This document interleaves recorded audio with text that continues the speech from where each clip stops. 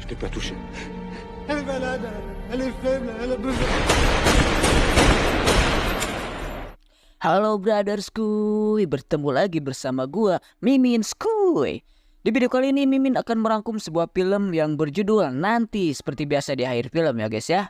Jadi sebelum lanjut, alangkah baiknya kita subscribe dulu channel ini supaya Mimin semakin semangat dalam mengupload video, oke? Sudah? Jika sudah, langsung saja kita ke alur ceritanya. Skuy. Berlatar di kota Marseille di Paris, kisah akan berfokus pada seorang pria tua yang bernama Charlie Mattei. Seorang mantan mafia yang paling dan masih ditakuti di kotanya. Saat ini ia telah jalan-jalan bersama anaknya yang paling kecil. Dan karena si bungsu ingin menonton pertunjukan kambing berputar, Charlie pun menurunkannya dan memintanya untuk tunggu di sana. Sementara dirinya akan pergi ke basement untuk memarkirkan mobilnya.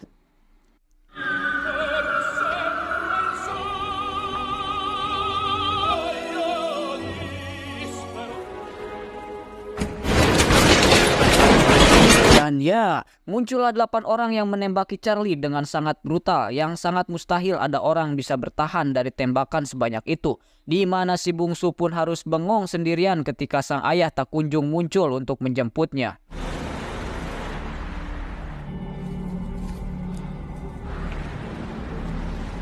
Le sang versé ne sèche jamais. Le sang versé. Insiden itu pun langsung menggemparkan semua orang di kota Marseille. Tidak terkecuali bapak kepala polisi dan satu anggotanya bernama Marie Goldman, yang ditunjuk langsung oleh Pak Kepala untuk mengusut kasus ini dan menemukan siapa pelaku penembakan tersebut. Toute ta vie, si tu baisses ta garde des jeux, tu es tombé pour... Berkat insiden ini terkuaklah jika Charlie Mattei adalah mantan mafia yang bisa dibilang pernah menjadi penguasa paling ditakuti di kota Marseille. Sejak muda dia sudah merintis karir sebagai seorang mafia dan berhasil membangun kerajaan bisnisnya sendiri seperti klub malam, pemilik karaoke, tempat judi, kasino Dono Indro, tempat pijit, hotel, Oyo, kafe, restoran, dan masih banyak bisnis lainnya.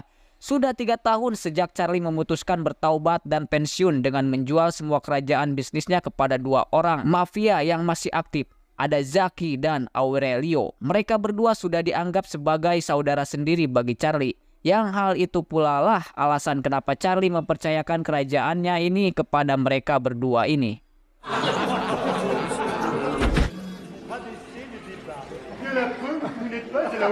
Zaki sendiri terlihat sedang berkumpul bersama keluarganya. Dia baru mendapat kabar tentang insiden yang menimpa Charlie dan cukup terkejut saat mengetahui jika dia belum mati. Saat itulah kita akan diperlihatkan dengan watak arogan Zakia yang menjewer anak buahnya hanya gara-gara tidak mengetuk pintu terlebih dahulu. Alors vous ressortez, vous frappez, et si je dis... Je peux entrer, monsieur Zakia? Sama seperti Zakia, Aurelio sang partner pun sama-sama kejamnya. Bahkan lebih kejam saat menembak anak buahnya sendiri setelah diketahui mencuri sedikit uang organisasi untuk biaya pengobatan ibunya. Jelas mereka berdua tak kenal ampun, tak apa toleransi dan tak tahu memaklumi sehingga keduanya sudah sangat cocok sebagai partner bisnis.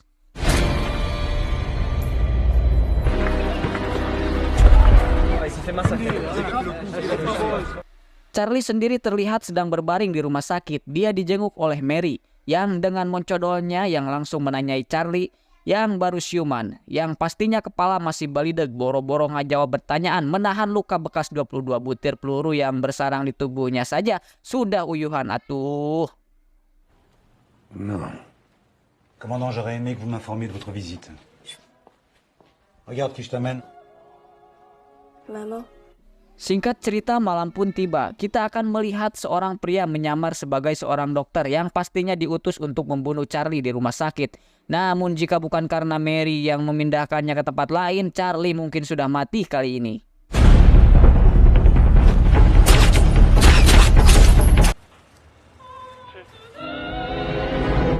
Keesokan paginya kita akan melihat rombongan Zakia datang ke rumah sakit untuk menjenguk seseorang yang sudah memberikannya kerajaan ini, di mana polisi yang berjaga pun sampai ketakutan dan memilih ingkah setelah tahu bahwa Zakia datang ke sini untuk menjenguk. Restez les enfants, je suis là. Je vais faire ces odeurs d'hôpital. Demain, j'ai fait, t'es plus en forme que moi. Dans 2 semaines. T'es mon frère, Charlie. Je retrouverai ceux qui t'ont fait ça, je te promets. Setelah Zakia pergi, dokter pun datang untuk visit beliau memberitahukan bahwa sebagian saraf Charlie sudah putus mengakibatkan jari-jari tangan kanan Charlie sekarang menjadi mati rasa, alias sudah tidak bisa digerakkan lagi, alias sudah tidak bisa dipakai untuk olahraga di kamar mandi lagi. Votre honneur radial vos doigts. Tak lama muncullah mantan anak buah Charlie yang sudah sama-sama pensiun dari dunia mafia. Mereka membawa Charlie keluar dari rumah sakit untuk bertemu dengan seseorang yang mengetahui tentang siapa pelaku penembakan tersebut.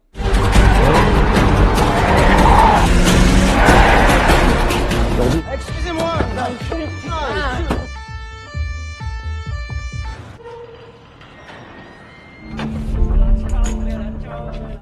Dia bernama Samsul, jongosnya si Zakia, yang menceritakan tentang fakta sebenarnya yang terjadi bahwa Zakia berencana mengembangkan bisnis baru yakni jualan obat-obatan dan narkoba. Tepat di kota ini yang pastinya Charlie akan sangat marah apabila mengetahui jika kota tempat tinggalnya tercemar barang haram tersebut. Yang karena Zakia terlalu takut, bahkan Samsul sendiri teramat sangat takut sampai terkencing-kencing di celana. Maka Zakia memilih untuk membunuh Charlie dengan mengirim 8 anak buahnya untuk mengeksekusinya di tempat parkir. Zach était là. Il est parti. J'avais prévu que les armes seraient dans l'autre voiture. C'est Rabou qui devait... Je peux pas l'arguer. C'était les 7 mercenaires, hein. Monsieur Mattei, parce que ça va pas vous plaire. Ah ben pour lui la drogue, c'est l'avenir. Dan mari saya perkenalkan Anda dengan 3 mantan anak buahnya yang sampai saat ini masih setia mengabdi. Ada Yuli, Martin, dan Karim. Mereka bertiga masih sangat setia, bahkan mengusulkan untuk memperpanjang masalah ini. Namun Charlie yang sudah ingin hidup damai pun memaafkan perbuatan Zakia, termasuk si Samsul yang diampuni nyawanya dan melarang mereka bertiga untuk melakukan balas dendam. Perintah adalah perintah. Charlie pun kembali pada keluarganya. Begitupun dengan 3 mantan anak buah setianya yang kembali pada kehidupan normal mereka masing-masing. Yang di sini kita akan berfokus dahulu pada salah satu anak buah Charlie, yaitu Karim, yang kebetulan adalah berlatar belakang keluarga muslim. Dia dan keluarga terlihat hidup bahagia dan damai dengan kesederhanaannya sampai muncul anak buah Zakia yang menculik dan membawanya ke suatu tempat.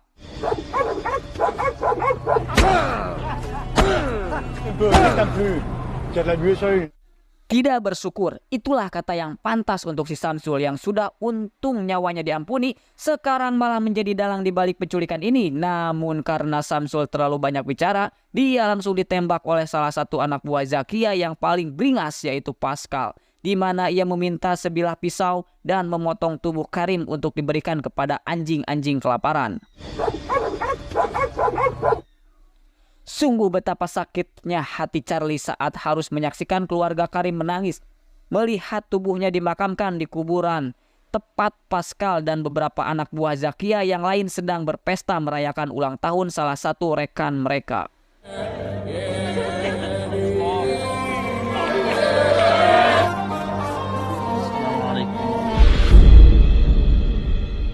Dan ya, layaknya The Boogeyman, Charlie muncul dengan senyap tanpa suara dengan sebutir granat di tangan kanannya. Kedatangan Charlie ke sini bukan untuk membantai mereka semua, tetapi untuk memberikan peringatan sekaligus kesempatan untuk Pascal dan kawan-kawan bisa pulang dan bertemu dengan keluarga mereka masing-masing. Mereka diberikan waktu supaya bisa meratapi kesalahan, bisa merasakan cemasnya diburu seseorang, merasa takut akan kematian karena entah besok, lusa, seminggu, sebulan, atau setahun lagi Charlie akan muncul kembali untuk membunuh mereka satu persatu, dimulai dengan salah satu dari mereka yang tidak memiliki keluarga sama sekali.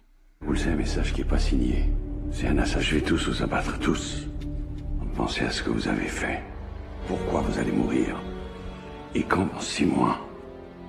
Non, il faudra me tuer pour m'arrêter. Keluarga Charlie sendiri sudah dipindahkan ke tempat aman bersama dengan Yuli yang akan menjadi pengawalnya, sementara Charlie terus melanjutkan pemburuannya dengan membunuh si gondrong tepat saat dirinya sedang ziarah ke makam putranya dan dengan sukarela menyerahkan diri untuk mati setelah menjadi fakta bahwa tidak pernah ada satu orang pun yang lolos dari serangan Charlie Mattei. Je suis pas armé.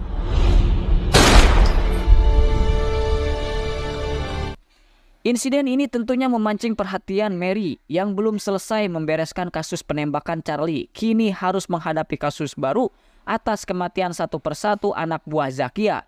Sehingga Mary memutuskan untuk menemui Zakia di kediamannya untuk mencari keterangan, barangkali Zakia tahu siapa pelaku di balik kematian dua anak buahnya. Calme. Portait ce nom. C'était mon mari. Il a été tué par... Je vois. Mais par... Pasti Zakia tahu bahwa Charlie lah pelakunya. Dia mengaku tidak memiliki informasi apapun untuk diberikan karena apabila dia mengatakan yang sebenarnya, tentulah Mary dan kepolisian akan menyelidiki lebih jauh yang justru akan kembali mengarah pada dirinya, sehingga satu-satunya cara untuk semua ini adalah dengan membunuh Charlie yang memang dari awal sudah seharusnya mati. Ne vous énervez pas, monsieur. C'est des voyous, mais dès qu'il s'agit d'audition impossible...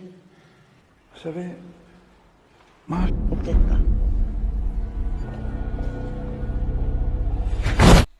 Zakia pun menugaskan satu anak buahnya untuk mengacak-acak rumah Charlie untuk memancing tempat persembunyiannya.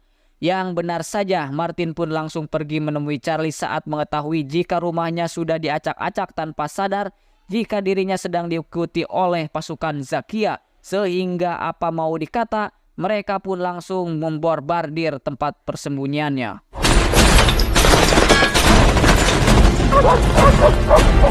Sementara Charlie sibuk menghadapi pasukan Zakia, Martin sendiri disuruh untuk kabur tetapi keburu ketahuan.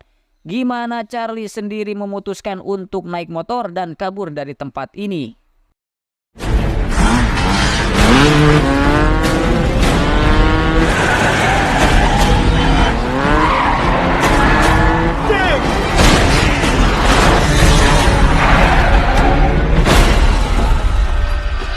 Dengan sengaja Charlie menjatuhkan dirinya tepat di hadapan para polisi supaya pasukan Zakia tidak bisa menyerangnya. Sementara untuk Martin, dia harus dibed langsung oleh Zakia, mengatakan agar lain kali katakan apapun yang diketahuinya, sehingga akhirnya diketahui bahwa Martin, satu dari 3 anak buah setia Charlie, lebih memihak kepada Zakia dan ada keterlibatan dalam aksi penembakan di adegan awal tadi.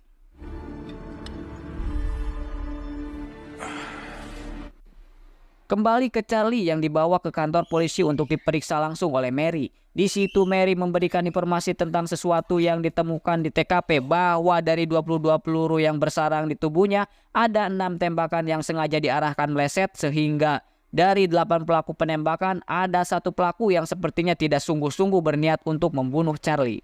Se venge de sa famille, de son enfant en commun. Traité, vous savez. Un retraité. De quoi? Et vous n'avez aucune idée de ce qui est arrivé à Ange Papa là? Pas arrêté. Je manquais de preuves, comme pour vous. Pas vous tuer. Il a tiré 6 balles de 40. Il a visé à côté, il n'y a aucun doute là-dessus.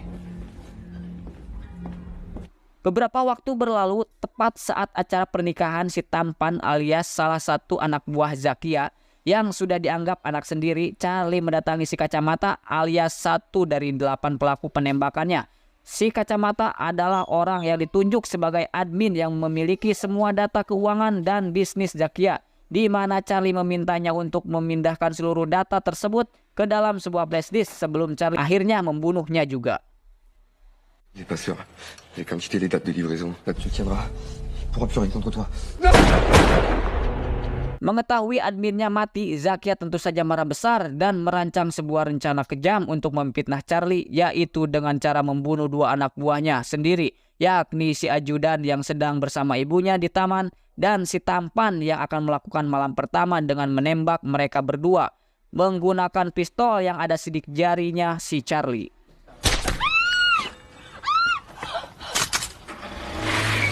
Otomatis Charlie pun menjadi buronan polisi, di mana si kepala polisi menugaskan Mary untuk segera menangkap Charlie. Namun Mary yang cerdas sudah bisa menebak jika semua ini adalah jebakan yang dibuat oleh seseorang. Namun dia masih belum mengetahui siapa dalang di balik rentetan kejadian ini.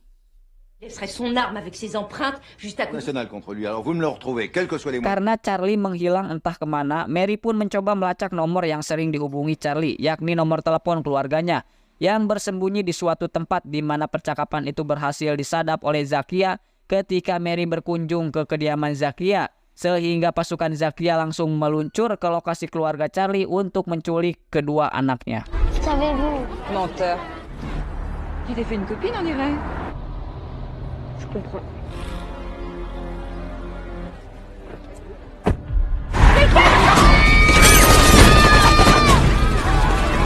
Yuli pun harus mati di dalam kejadian itu, sementara anak sulungnya ditemukan babak belur di pinggir jalan dan sengaja dilepaskan untuk sebagai pembawa pesan bahwa apabila Charlie tidak segera menyerahkan diri pada Zakia, mereka akan membunuh si bungsu.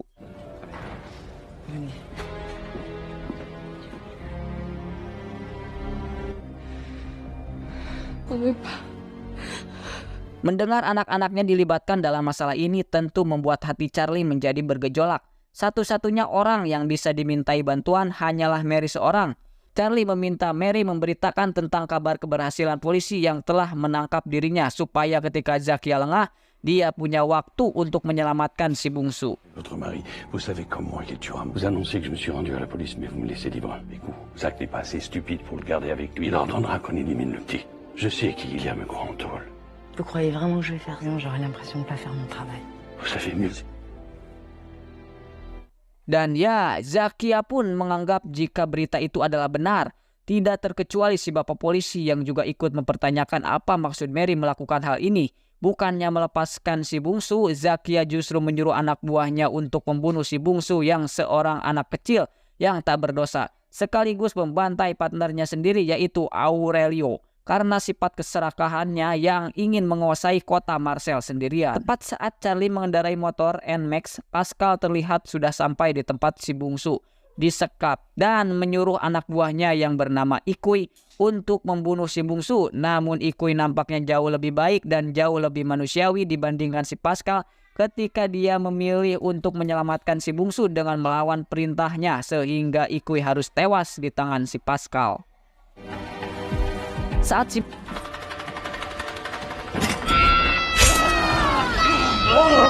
si bungsu dibawa si Pascal, itulah Charlie muncul di waktu yang tepat. Terjadi sedikit pertarungan yang tentu saja dimenangkan oleh Charlie sehingga si bungsu berhasil diselamatkan.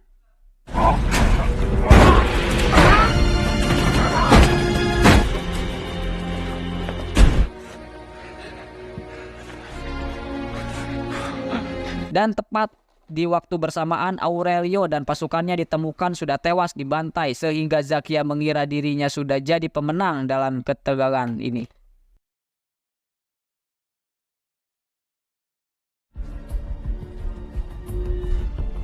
Les enfants? Dan ya, sungguh Zakia tak menduga jika Charlie akan mendatanginya tepat di rumahnya sendiri. Dia sama sekali tidak melakukan pembelaan dan justru dengan terang-terangan jujur jikalau dirinya memang takut terhadap Charlie. Jika ada orang yang menghalangi tujuannya, sudah pasti itu adalah Charlie. Memang mereka berdua tumbuh bersama sebagai penjahat, tetapi kota Marseille jauh lebih takut terhadap Charlie Mattei dibandingkan Tony Zakia, sehingga satu-satunya cara untuk merubah hal itu adalah dengan membunuh Charlie. Dengan semua yang terjadi, Charlie nampaknya masih belum puas jika harus membunuh Zakia sekarang, sehingga hal itu justru memberikan Zakia untuk melawannya, hingga situasi pun membalik memojokkan Charlie yang beruntung Mary dan polisi datang di waktu yang tepat. Balelol wae dek aku naon sungut teh. Il est en nous. Il faut l'accepter. Trahi. T'as raison, Charlie, on n'a pas quelques années devant moi. Toi, tu vas regretter d'avoir survécu. Keberhasilan Mary mengungkap kasus ini pun cukup membuat si bapak kepala polisi merasa sangat senang. Dia rupanya tidak jauh beda dengan Zakia yang memiliki sifat serakah. Ingin membuat dirinya merasa hebat di depan Bapak Perdana Menteri dengan meminta Mary untuk berpura-pura seolah bapak polisilah yang menangani langsung kasus ini, sehingga Mary memberikannya satu kali tamparan sebagai bentuk set reward atau semua yang sudah dilakukannya. Vous avez terminé, je vais aller poursuivre votre combat. Dengan bantuan Mary punlah Charlie diperbolehkan pulang dan Zakia tentu saja akan dipenjara untuk waktu yang sangat lama. Saat akan pulang, itulah Martin pun menjemputnya dengan membawa pesanan Charlie sebelumnya, yaitu sepucuk pistol, di mana Charlie meminta Martin untuk jangan dulu pulang ke rumah. tetapi mampir dulu ke sebuah tempat untuk napak tilas terlebih dahulu. Balai lolwai sungut teh. Tempat itu adalah TKP penembakan ketika dihianati oleh semua orang, di mana Charlie akhirnya menyadari jika orang yang ke-8 itu adalah Martin, anak buahnya yang sudah dianggap sebagai keluarga sendiri, di mana Martin mengaku jika dirinya sama sekali tidak tahu jika target yang Jackie maksud adalah Charlie. Dan itu jugalah yang menjadi alasan kenapa Martin sengaja mengarahkan senjatanya supaya meleset, karena pada dasarnya Martin memang tidak ada maksud untuk membunuh Charlie. Elle est faible, elle a besoin de moi. Et ta fille. Bukan manusia jika tidak bisa memaafkan. Charlie menunjukkan satu kebaikan hatinya ketika dia memberi Martin kesempatan untuk hidup, dan semoga setelah ini Martin tidak seperti si Samsul yang tidak tahu arti rasa bersyukur. Sudah dimaafkan malah menikam dari belakang. Film pun diakhiri dengan Charlie yang sedang bermain bersama keluarganya tepat di pesisir pantai, yang dimana tiba-tiba terjadi gempa yang sangat dahsyat disusul dengan tsunami yang menewaskan Charlie dan keluarganya. Oke guys, segitu dulu guys rangkuman dari film ini guys. Jangan lupa subscribe ya guys ya. Dan tulis di komentar ya guys ya, apa pesan dari film ini. Oke guys, dan inilah judulnya ya guys ya, udah saya cantumkan. Oke brother, thank you semuanya yang sudah nonton, pokoknya yang selalu nonton di channel ini. Thank you brother, kalian adalah yang paling hebat lah brother ya. Oke, balai lol wae sungut teh mah hese sungut teh tinggu naon hese balai lol ya. Salam bah ngopi heula guys.